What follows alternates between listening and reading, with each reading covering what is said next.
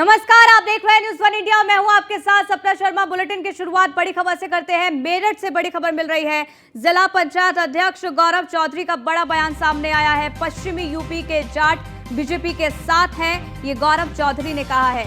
जयंत चौधरी से पश्चिम के जाटों पर नहीं पड़ेगा कोई भी फर्क। जयंत कहीं भी जाए, जाट बीजेपी के साथ हैं। 2024 के चुनाव में बीजेपी 405 सीट जीतेगी। 2024 के चुनाव में विपक्ष का अस्तित्व होगा खत्म। जयंत चौधरी बीजेपी में आते हैं तो उनका सम्मान है। बीजेपी सबका साथ सबका विकास वाली पार्टी है।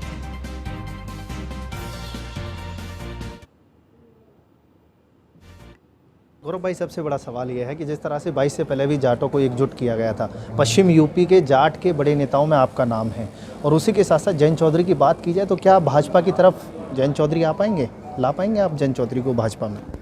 जैसा कि हमारे अध्यक्ष भूपेंद्र चौधरी जी ने कहा था, इस पार्टी में सबका स्वागत है। जो इस पार्टी की विचारधारा को अपनाता है, और हमें भी खुशी है कि वो हमारे बड़े भाई हैं। बड़े भाई अगर हमारे साथ आएंगे तो इससे खुशी की बात कुछ नहीं है। हमारी एक विचारधारा है, सबका साथ सबका विकास, और हम उसी नीतियों पे काम कर रहे हैं। तो जयंत चौधरी हमारे बड़े भाई हैं, वो भी आए, उनका भी स्वागत है। और मैं तो बहुत छोटा हूँ, जब अध्यक्ष जी इस बात को कह चुके हैं तो बात खत्म। तो बड़े भाई आएंगे या लाए जाएंगे? वो उन पर डिपेंड करता है। उनको अच्छा लगेगा वो आएंगे, नहीं अच्छा लगेगा नहीं आएंगे। अगर जयंत चौधरी भाजपा में शामिल होते हैं तो कहीं ना कहीं जो गठबंधन था, उसकी जो गठजोड़ थी, वो लगातार ढीली पड़ती हुई आ रही है। अब की बार वो टूटते जो किनारा है नदी का, या फिर गठजोड़ का जो किनारा है, वो टूटने की संभावना पूरी जताई जा रही है। भाजपा की तरफ से लगातार कहा जा रहा है कि जयंत चौधरी भाजपा में आ रहे हैं। देखिए, मैं आपको बोल चुका हूँ, अगर वो आ जाएंगे तो भी फायदा है, नहीं आएंगे हम तो अपना कार्य कर रहे हैं। हमें तो सबका साथ सबका विकास करना है। 24 में प्रभाव पड़ेगा पश्चिम यूपी में जाटों का, अगर जयंत चौधरी भाजपा में नहीं आते तो? नहीं, मैं नहीं मानता। जैसे कि आप लगातार देखते आ रहे हैं, ये श्रृंखला और बढ़ती जा रही है। युवा हो, चाहे औरतें हों, बहनें हों, सब भाजपा के साथ जुड़ती जा रही हैं। और प्रभाव किसी चीज़ का नहीं पड़ता, प्रभाव पड़ता है देश की तरक्की का, उन्नति का, उसके अलावा कुछ नहीं। तो ये थे हमारे साथ जिला पंचायत अध्यक्ष गौरव चौधरी, जिन्होंने साफ तौर पर कहा है कि युवाओं को जोश भाजपा की तरफ नजर आ रहा है। मेरठ से अतुल शर्मा की रिपोर्ट, न्यूज़ वन इंडिया। गौरव भाई, तो हमारे संवाददाता अतुल शर्मा की आपने रिपोर्ट देखी। गौरव चौधरी ने साफ तौर पर यह कहा कि अगर जयंत चौधरी बीजेपी में आना चाहते हैं तो दरवाजे खुले हुए हैं, लेकिन अगर जयंत चौधरी नहीं आते हैं तो इससे बीजेपी को कोई फर्क नहीं पड़ेगा। जो जाट वोटर हैं वो बीजेपी को ही वोट करने वाले हैं। 2024 के चुनाव में बीजेपी 405 सीट जीतेगी, ये भी उनकी तरफ से कहा गया। 2024 के चुनाव में विपक्ष का अस्तित्व खत्म होगा। तो यहाँ पर हमारे संवाददाता से बात करते हुए तमाम बड़ी बातें यहाँ पर की गई हैं गौरव चौधरी के द्वारा। तो बीजेपी सबका साथ सबका विकास वाली पार्टी है, और इसके साथ ही उन्होंने कहा कि जाट का जो वोट है वो बीजेपी को ही मिलेगा। तो ये बड़ा बयान गौरव चौधरी इनके द्वारा दिया गया है। पश्चिमी यूपी के जाट बीजेपी के साथ हैं, गौरव चौधरी ने कहा है।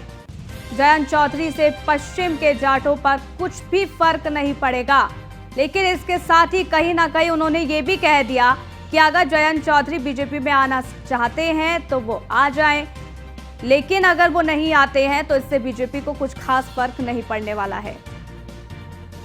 तो पश्चिमी यूपी के जो जाट वोटर हैं वो बीजेपी को ही वोट करने वाले हैं। एक बार फिर से बीजेपी वापस आने वाली है। 400 पार बीजेपी की सीटें आने वाली है। तो गौरव चौधरी जिनके द्वारा ये बड़ी बातें कही गई। अतुल शर्मा हमारे संवाददाता फोन लाइन पर जुड़ गए, उनसे जरा जानकारी ले लेते हैं। अतुल, आपने गौरव चौधरी हैं तो बीजेपी स्वागत करती है, लेकिन नहीं आएंगे तो भी कुछ खास फर्क नहीं पड़ेगा। देखिए, पश्चिम यूपी की अगर राजनीति की बात की जाए तो कहीं ना कहीं जाटों पर आकर अटक जाती है। पश्चिम यूपी को जाटों का गढ़ माना जाता है, लेकिन उसी के साथ साथ जिला पंचायत अध्यक्ष अगर युवा नेता की बात की जाए तो गौरव चौधरी को मेरठ से माना जाता है। अगर 2022 चुनाव से पहले जाटों को इकट्ठा करने की बात की जाए तो गौरव चौधरी को सबसे पहले बुलाया गया था। उसी के साथ साथ गौरव चौधरी ने जिस तरह से कहा है कि जयंत चौधरी अगर बड़े भाई हैं, भाजपा में आते हैं तो उनका स्वागत है, और अगर नहीं आते हैं तो खास फर्क पड़ने वाला नहीं है। तो 22 के चुनाव में भी जयंत चौधरी चौधरी ने एड़ी से चोटी तक का जोर लगाया था, लेकिन पश्चिम यूपी में कुछ खास असर देखने को नहीं मिला था। भारतीय जनता पार्टी अगर ज्वाइन करते हैं जयंत चौधरी तो उनका ही लाभ होगा, और बड़े भाई का हम सम्मान करते हैं, स्वागत करते हैं। हमारे प्रदेश अध्यक्ष भूपेंद्र चौधरी ने भी उनको आमंत्रण दिया है, अगर आना चाहें तो वो आ सकते हैं। लेकिन अगर सबसे बड़ा सवाल यह है कि पश्चिम यूपी के अगर जाटों की बात की जाए तो कहीं ना कहीं वो भाजपा के पक्ष में पहले से ही है, कुछ खास आच्युत नहीं रखते हैं जयंत चौधरी। और उसी के साथ साथ अगर देखा जाए तो जयंत चौधरी को अपनी राजनीति चमकानी है तो भारतीय जनता पार्टी का दामन थामना पड़ेगा। उसी के साथ साथ देखा जाए तो जो गठजोड़ है गठबंधन का, वो लगातार पहले से ही रिसाव लेता हुआ नजर आ रहा था। अब की बात की जाए तो जयंत चौधरी और उनके समर्थक इस बात को मानते हुए नजर आ रहे हैं कि भारतीय जनता पार्टी में अगर वो जाते हैं तो उनका अस्तित्व बना रहेगा।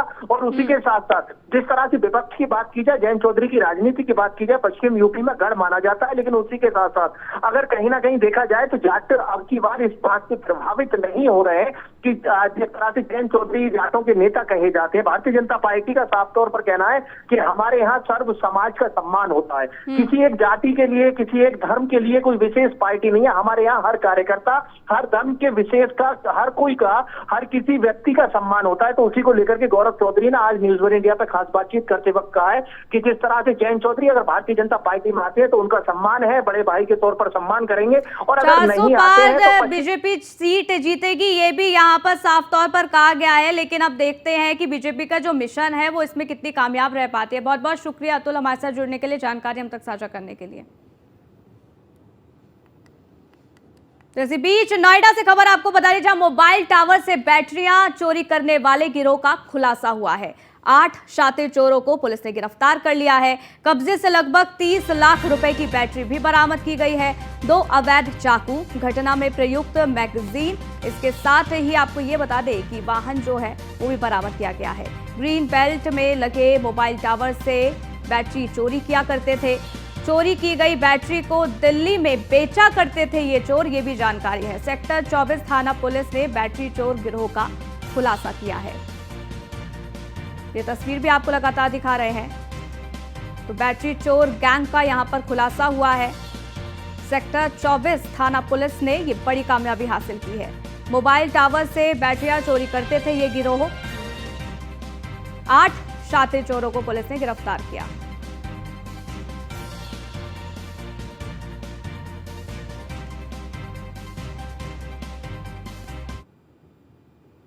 वहीं हाथरस में पुलिस के हाथ उस समय बड़ी कामयाबी लगी जब चेकिंग के दौरान 3 वाहन चोरों को गिरफ्तार किया गया। बताया जा रहा है कि पुलिस को तीनों चोर के बारे में मुखबिर से सूचना मिली थी, जिसके बाद पुलिस ने कार्रवाई करते हुए चोरों को गिरफ्तार किया, जिनके पास से बिना नंबर की 3 बाइक और 3 अवैध तमंचा के साथ 5 जिंदा कारतूस बरामद हुए हैं। वहीं पुलिस ने गिरफ्तार चोरों को जेल भेज दिया है। तो पुलिस ने 3 चोरों को गिरफ्तार किया है। चेकिंग के दौरान पुलिस ने ये बड़ी गिरफ्तारी की। मुखबिर से सूचना मिली थी, जिसके बाद पुलिस ने ये बड़ी कामयाबी हासिल की है। 3 बाइक और अवैध हथियार भी बरामद किए गए हैं। 3 चोर जिनको गिरफ्तार किया गया है, अब उनसे पूछताछ की जा रही है कि उनके साथ और कितने लोग शामिल हैं, अभी तक कितनी ऐसी वारदातें हैं जिसको वो अंजाम दे चुके हैं। तो ये सवाल जवाब जो कि अब इनसे किए जाएंगे और कई बड़े खुलासे इस दौरान हो सकते हैं। तो हाथरस से ये खबर है, जहां चेकिंग के दौरान पुलिस ने गिरफ्तारी की है।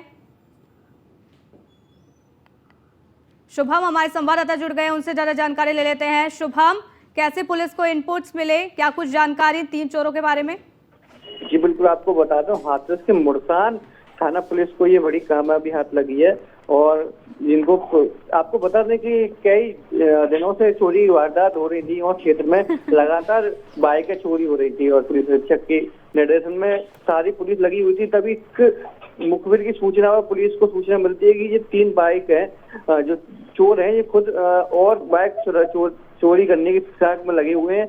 जैसे ही ये लोग करवन नदी के पास पहुंचे, तभी पुलिस ने घेराबंदी कर इनको गिरफ्तार कर लिया। इनके पास से अवैध तमंचे भी मिले और 3 चोरी की बाइक भी मिली है। जी शुभम, क्या ये जानकारी मिली है कि इन तीनों के साथ और भी लोग हैं जो इसमें शामिल हो सकते हैं, पूरा गिरोह हो सकता है, इसके बारे में जांच की जा रही हो, पुलिस की तरफ से क्या कोई जानकारी इसको लेकर? इस बारे में जो एएसपी अशोक कुमार सिंह है उन्होंने खुलासा किया। उनका कहना है कि इन चोरों के अलावा अन्य इनका जो गिरोह है उस पर भी छानबीन की जा रही है, इनसे पूछताछ की गई है। कुछ अहम इनसे सुराग भी मिले हैं और इन्होंने कबूल भी किया है कि कितनी बाइकें चुराई हैं, किस जिले में चुराई हैं, हाथ से छोड़ के अन्य भी कई जगह। ब्रेक के बाद आपका स्वागत है। इसी बीच खबर अलीगढ़ से है, जहां जिले में एक पति ने अपनी पत्नी पर धर्म परिवर्तन का दबाव बनाने का आरोप लगाया है। पीड़ित पति का कहना है कि पत्नी ने खुद ईसाई धर्म अपना लिया है और अब उस पर दबाव बना रही है। इतना ही नहीं, पति ने पत्नी पर घर में रखी मूर्तियां फेंकने का भी आरोप लगाया है। पीड़ित पति ने थाने में पत्नी के खिलाफ शिकायत दी है। फिलहाल पुलिस मामले की जांच कर रही है। दरअसल पूरा मामला बन्ना देवी थाना इलाके का है। पीड़ित प्रेम प्रकाश का इस साफ तौर पर कहना है कि मैं फरियाद लेकर थाना बन्ना देवी पर आया हूं, मेरी कोई सुनवाई नहीं हो रही है। मामले में करणी सेना के राष्ट्रीय उपाध्यक्ष ज्ञानेंद्र सिंह चौहान ने बताया है कि हमें धर्म परिवर्तन से संबंधित एक सूचना प्राप्त हुई थी। उनकी पत्नी ने धर्म परिवर्तन कर ईसाई धर्म अपना लिया है और अब वह उनके ऊपर धर्म परिवर्तन के लिए दबाव बना रही है।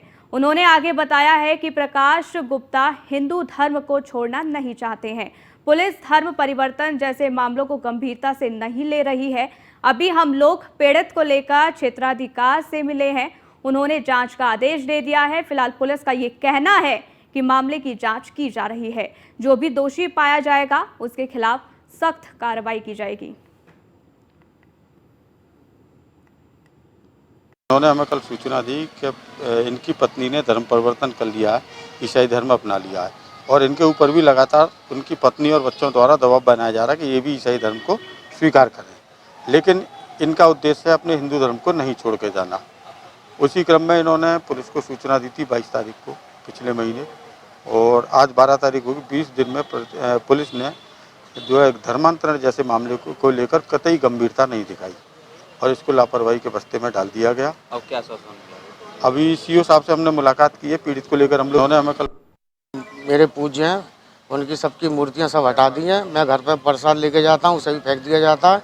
मेरे साथ फिर उल्टी मारपीट करके मेरे खिलाफ ही मुकदमा लिखाया जाता है। और मेरे यदि पूजा के जैसे कलावा धागा बांध दिया जाता है, उसे भी काट दिया जाता है। क्या कहती हैं? क्या आप भी धर्म अपना लो, ईसाई धर्म। मेरे से भी बाइबल पढ़ाने के लिए जोड़ देती हैं। कब से हैं वो? ये करीब 8-9 महीने से बाइबल पढ़ रही हैं। योगेंद्र सिंह हमारे संवाददाता जुड़ गए, उनसे ज्यादा जानकारी ले लेते हैं। योगेंद्र, पूरा मामला समझाइए और इस पूरे मामले में अब पुलिस की तरफ से क्या कार्रवाई की जा रही है, क्योंकि लगातार आरोप लग रहे हैं कि पुलिस इसको गंभीरता से नहीं ले रही है। देखिए, ये जो प्रेम प्रकाश है ये ITI रोड पर रहते हैं। इन्हीं के पास एक क्रिश्चियन कॉलोनी है, चर्च भी वहीं पर है। ठीक है, इनकी बीबी चर्च आती जाती होगी तो उसने ईसाई धर्म वहां पर ग्रहण कर लिया। तो ईसाई धर्म जब ग्रहण कर लिया, चलो कोई बात नहीं, लेकिन उसके बाद इनकी बीबी ने अपने पति पर भी दबाव बनाना शुरू कर दिया। घर में जितनी भी मूर्ति थी सारी हटा दी, सबको फेंक दिया गया, उनका अपमान किया गया और उसके अलावा जो इनसे भी ऊपर दबाव डाला गया कि तुम भी ईसाई धर्म ग्रहण कर लो। इन्होंने साफ मना कर दिया। पहले तो दबाव झेलते रहे, लेकिन जब पत्नी ने इसके अलावा बाहरी लोगों का भी दबाव देना शुरू करा तो इन्होंने 22 तारीख को बन्ना देवी थाने में एक तहरीर दी।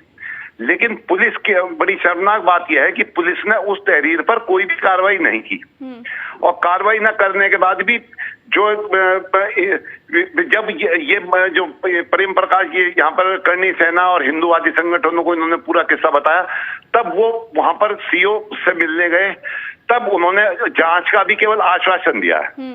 अभी भी कोई कार्रवाई नहीं हुई है। जिस तरीके से सरकार का निर्देश है कि कोई भी किसी को धर्म परिवर्तन के लिए जो मजबूर नहीं कर सकता, यहाँ पर अगर एक पत्नी अपने पति को धर्म परिवर्तन के लिए मजबूर कर रही है तो वह भी दोषी, उसके खिलाफ भी कार्रवाई होनी चाहिए। बिल्कुल, ये बड़ा सवाल है योगेंद्र। अब इस पूरे मामले को लेकर क्या कुछ होता है ये देखना होगा। बहुत बहुत शुक्रिया है तमाम हमारे साथ जुड़ने के लिए, तमाम जानकारी हम तक साझा करने के लिए। खबर गाजियाबाद से है, जहां गाजियाबाद के वैशाली इलाके में एक नाबालिग द्वारा सुसाइड का मामला सामने आया है। बताया जा रहा है कि भाइयों के नशे को छुड़ाने के लिए नाबालिग ने सुसाइड कर लिया है। घटना कल बीते शुक्रवार की है। घटना की सूचना स्थानीय पुलिस भी इस दौरान मौके पर पहुंचे और शव को पोस्टमार्टम के लिए भेज दिया गया है। नाबालिग द्वारा लिखा एक सुसाइड लेटर भी पुलिस को मिला है, जिसमें भाई के नशे की आदत और नशा छोड़ने के लिए कहा गया है। वहीं पुलिस के मुताबिक नाबालिग के भाइयों के नशे के कारण सुसाइड की है और पुलिस ने आपको बता दें कि नशे के खिलाफ अपने अभियान को और मजबूत तरीके से चलाएगी, इसकी बात भी पुलिस के द्वारा कही जा रही है।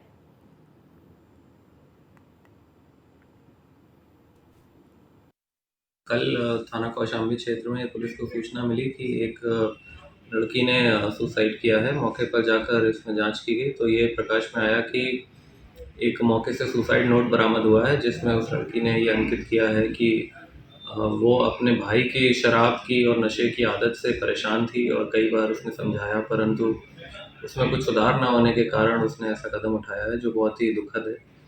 तो उक्त प्रकरण में शव को पोस्टमार्टम हेतु भेज दिया गया है और अन्य विधिक कार्रवाई की जा रही है।